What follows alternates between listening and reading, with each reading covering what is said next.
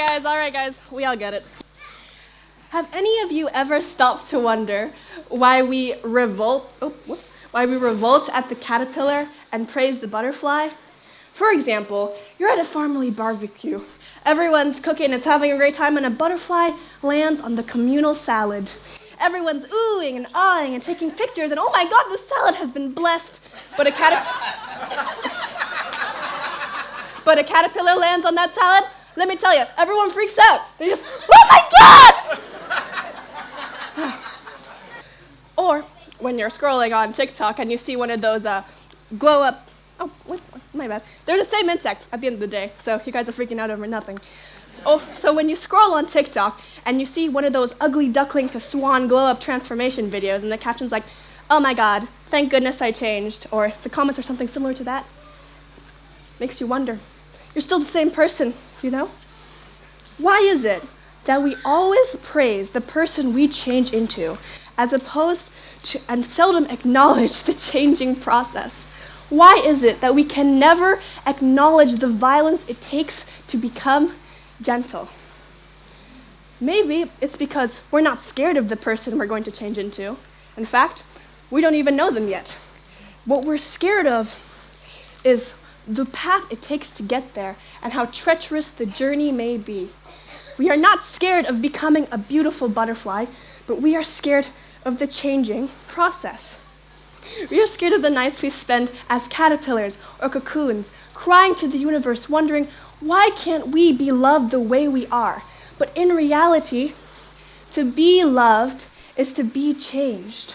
To love yourself and to love others is a difficult journey, and you're worried how love might change you and warp you and how you might get hurt, but at the end of the day, you do not fear love. You crave it. Every day, I am learning that change is a journey. And I could stand here all day nitpicking and philosophicking about butterflies and caterpillars, but at the base of the foundation, there's only one clear-cut message to change. Change is hard, but it is something that must be done. One of my earliest memories at Green School, actually, was about change. More specifically, butterfly change. I was in first grade. This is me as a little baby. It was about butterfly metamorphosis. And I used to think that while they were in the cocoon, the butterfly kind of just grew wings and did that whole emerging thing to show off, because they're a little bit stuck up like that. But actually, it's a little bit more complicated than that. When they're in the cocoon, after a certain point, the caterpillar starts to digest itself and turn itself into a slime. And I'm talking it digests everything. Legs, eyes, stomach, ears. If they have ears, they would digest those too. And it becomes a slime. But deep within this slime are a certain group of cells. And these cells don't magically transform this caterpillar into a butterfly, but rather it guides it on the journey to become that beautiful butterfly. Call it an inner voice, I guess you could say. I hope this kind of information brings you the same comfort it did me. Because even though it's a really gross metaphor, I believe in me, in this Greenstone, in all of you, there are liquefied caterpillars, or a bunch of liquefied caterpillars even, just waiting for that shot, that spark, that life to become something amazing. And now we move on to a fun fact. Actually, it's a really, really sad fact. Out of every 800 butterfly eggs laid, only about 8 will make it to adulthood. Some of them are squished, they never make it out of the egg. Some caterpillars are eaten by birds, and some of them never make it out of that slime phase. And others, they get all the wings and necessary parts to hatch and emerge and be amazing, but something happens, and they are unable to. My own example of failed liquefied caterpillaring came at the initial ideation phase of this Greenstone. I wanted to base it off of kindness and reinvigorate the kind spirit in the Green School community. So my idea was to make a kindness book and fill it with all my own original artwork and stories and comics. And I would interview members of our community and place their quotes in the book. I would also try my best to embody the very spirit and form of kindness itself as to inspire the people, get the crowd going. Not so sure how I did about the whole embody kindness bit, but I did learn a thing or two from the people I interviewed. Gautam taught me, I apologize if I pronounced it wrong, Gautam taught me that we as givers must know our limits, because some people out there, you'll give them an inch, and instead, they'll take a mile. Cindy taught me that there is love, compassion, and kindness in letting go of things that aren't meant for you, because our true reward is knowing that in our hearts, we had nothing but good intentions. And Nikki taught me that kindness itself is based on a foundation of compassion and empathy. And if we do a kind act without compassion and empathy in our hearts, were we really being kind in the first place? But as much as and kindness is something that I attach to the very core of my being. And it's something that I really love, and I adored being around these people and learning all these messages from them, getting new perspectives on kindness. But something didn't feel quite right. I felt passionate about it at first, of course I was. It's just that every time I opened that book, I realized I did not know where I was going with it, or even if I was making an impact. And all I knew was that I had to keep going, because if I didn't keep going, then all of the time I put into illustrating, writing, drawing, the time people took out of their days to be interviewed by me, it would all amount to nothing. It would mean nothing. It would be nothing, and therefore I would be nothing. And nothing scares me. So, thank you.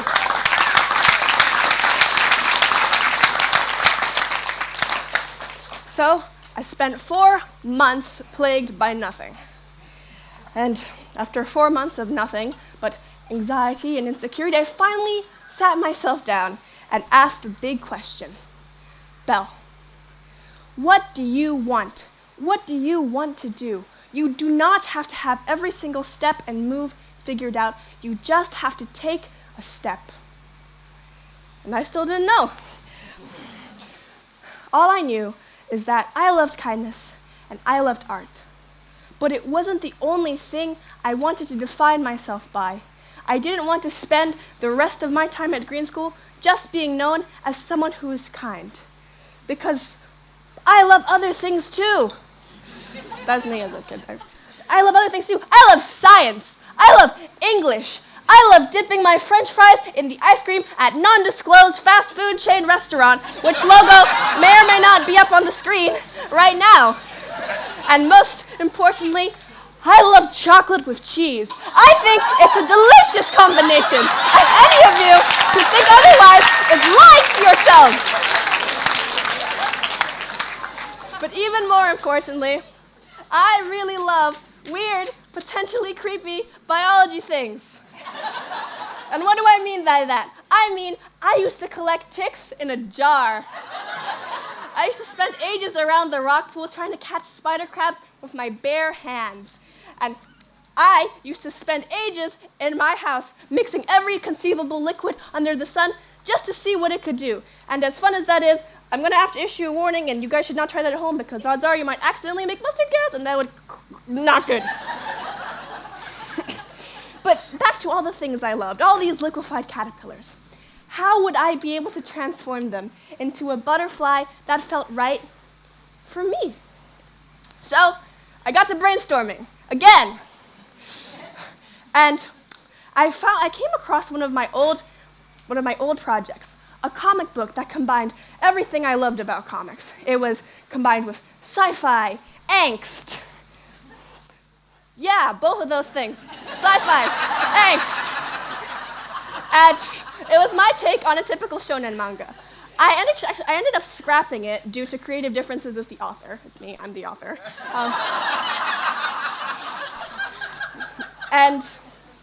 But as I was flicking through these half-finished pages, the 3 brain cells left in my brain started braining.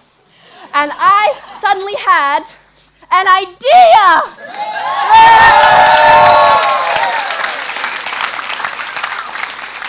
What if I took every single aspect that I loved about that? What if I took that sci-fi in that comic, but instead used real science and creative storytelling to send a message and educate children? Well, that's it!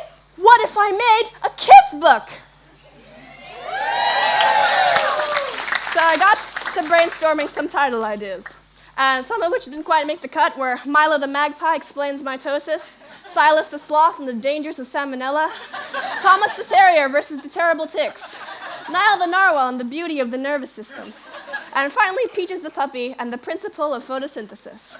And while all of these were excellent candidates, I finally decided on one. Timmy the Tortoise and the Tale of the Tardigrade. And with that being said, how about I tell you all a story? Story time, everyone, settle down. Deep in the unknown, in a burrow far away, lived Timmy the Tortoise and his great-grandma May. "Grandma," Timmy said, all tucked in bed, "what's your favorite animal?" Grandma May stayed motionless as she sat and thought. Which animal should she pick? "The tardigrade," Grandma May said, voice sweet as honey. "What's a tardigrade?" Timmy asked, for he had never heard of an animal with a name that funny. "Has it got super sharp teeth, or really hard scales, or maybe cool fur, full of details? Has it got big wings, or super fancy horns? Maybe it has a super smart brain?" Oh, Grandma May started sweating. She wasn't quite sure how to explain. "Oh, the tardigrade doesn't have any of those. It is somewhat plain." She tried to tell more about the tardigrade, but little Timmy suddenly interrupted. "Grandma, that animal sounds so lame. What does it even do? By the sounds of it, a tardigrade looks even more useless than a shrew." Ooh, burn. "Maybe you should go. I no longer want to talk. If only you chose something different, a cooler animal, like a hawk." "Oh, little Timmy," Grandma said, "one day you'll see that you're allowed to do you, and I'm allowed to do me." "Silly Grandma," Timmy pondered, "can't you see? Not all animals are built equally." And slowly but surely, Timmy drifted off to sleep. When Timmy awoke, he found himself in a strange location with strange surroundings. He was in quite the sticky situation. And strange turns to scary when you're in a place you don't know. And Timmy felt nothing but terror when a strange creature snuck up behind him. A strange creature with eyes that seemed to glow. And we're going to leave on a cliffhanger. Woo. Actually, it's not really a cliffhanger because this is spoilers, but it's not really a cliffhanger because these are spoilers, but also it's really cute, isn't it? Thank you, JJ, for putting that there. And Savan. Thank you, Savan. But at its core, Timmy the Tortoise and the Tale of the Tardigrade is a story about individuality. You're allowed to like the things you like and enjoy the things you do, and therefore other people are allowed to do the same. And even though the things you like and the ways you wish to choose to grow and the paths you go on may be different, that doesn't mean you can't still be friends. That doesn't mean you still can't love each other. You guys can have connections even though you're different.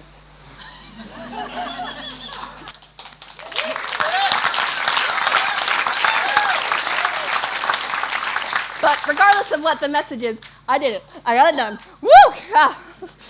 And if you know me, you know it was hard because on my way to finish this project, I had to let go of a lot of things and that was hard for me because everything I've ever let go of has had claw marks on it.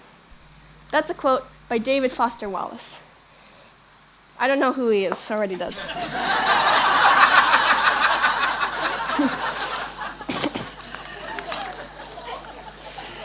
Like I said, it encapsulates me. I tend to hold on to things, to situations, to people, that up until it hurts because it doesn't occur to me that maybe somewhere out there is something better. But sometimes you have to let go of things you don't want to. For example, after all this is over next week, I find myself realizing I have to let go of green school. And it's hard to think about. There would be no more Mom giving me forehead kisses to wake me up in the morning. No more Pak Jeff or Priest Jeff to absolve me of my sins. No more Pak Alex saying, "We all get it." No more Ibu. Actually, I couldn't find a better candid photo of Ibu Harriet, so you get a Benjamin photobomb. No more Ibu Harriet asking if you wanted tea. No more peaceful walks to school with music blaring through my earbuds. No more Iris to make fun of my taste in men during football. No more Ella to show me her newest painting. No more Sabito to follow me to school, which I'm sure some of you are very happy about. I understand that. No Puck Jim to fist bump and talk to. No, what about my cat? Who would he feed? Who would he wake up at 5 a.m. for a snack? And what about these guys? They're more than my friends. They're my family. They're all I've ever known. I grew up with them, and it's hard to imagine that soon I'll have to figure out a way to live without them. But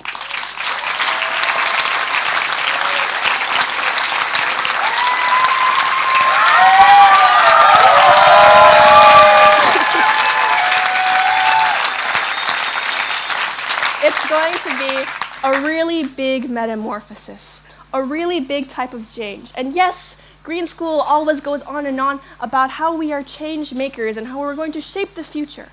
But with that being said, we also must become change receivers. Yes, there will be nights where it hurts and it's hard to imagine a life without it. There will be days where you feel like there are bugs and insects twisting and knotting in your stomach. There will be times you feel like you're just going to be a bunch of wasted potential, a liquefied caterpillar forever.